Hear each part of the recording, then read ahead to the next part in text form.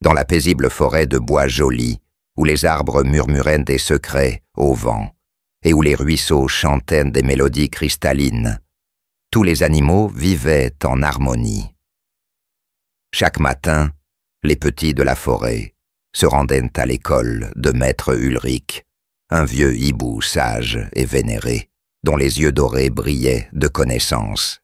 Parmi ses élèves, il y avait Léo le lièvre, vif comme l'éclair, et toujours le premier à répondre aux questions, mais aussi le premier à se moquer des autres. Et puis, il y avait Tess la tortue, calme et réfléchie, qui avançait toujours à son rythme, sans jamais se laisser décourager.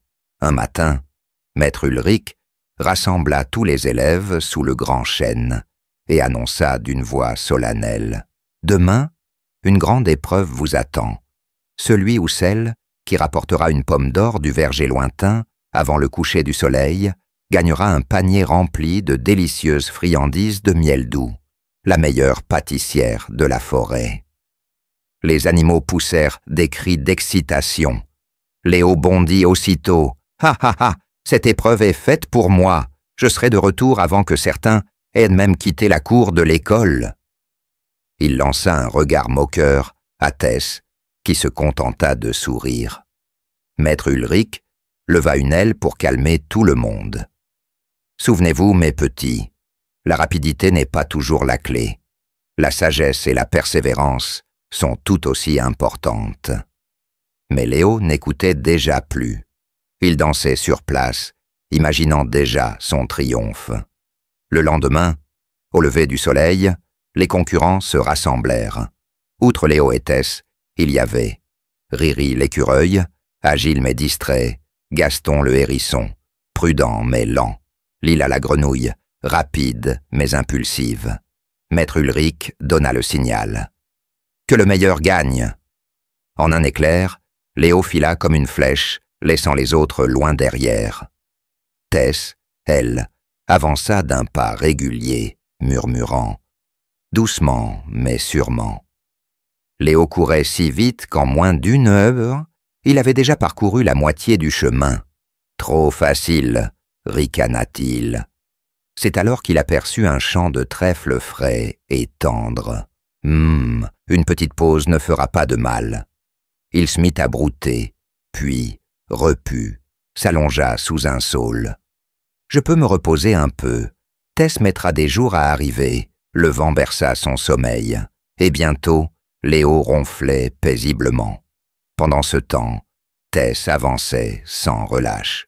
Le soleil montait dans le ciel, brûlant, mais elle ne ralentit pas. En chemin, elle croisa Riri l'écureuil, qui avait oublié où il allait, et jouait à cache-cache avec des noisettes. « Tess, viens t'amuser !» lui cria-t-il. « Une autre fois !» répondit-elle en continuant son chemin. Plus loin, Gaston le hérisson était coincé dans un buisson épineux. Tess l'aida patiemment à se libérer. « Merci, Tess, tu perds du temps pour moi. »« Aider un ami n'est jamais une perte de temps, » dit-elle doucement avant de repartir. Le soleil commençait à descendre lorsque Léo se réveilla en sursaut. « Oh non, j'ai trop dormi !» Il bondit et repartit à toute vitesse, mais en trébuchant dans sa précipitation, il tomba dans un ruisseau. Trempé et honteux, il se dépêcha vers le verger. Trop tard. Quand Léo arriva enfin, essoufflé, il vit Tess, qui tenait déjà une magnifique pomme d'or, entourée des autres animaux qui l'applaudissaient. Maître Ulrich sourit. « Rien ne sert de courir, il faut partir à point. » Tess a gagné, non par la vitesse, mais par sa persévérance et son cœur généreux. Léo baissa les oreilles, rouge de confusion. « Je suis désolé, Tess, j'ai été arrogant. » Tess lui tendit une part de friandise. « Ce n'est pas grave, l'important, c'est d'apprendre. »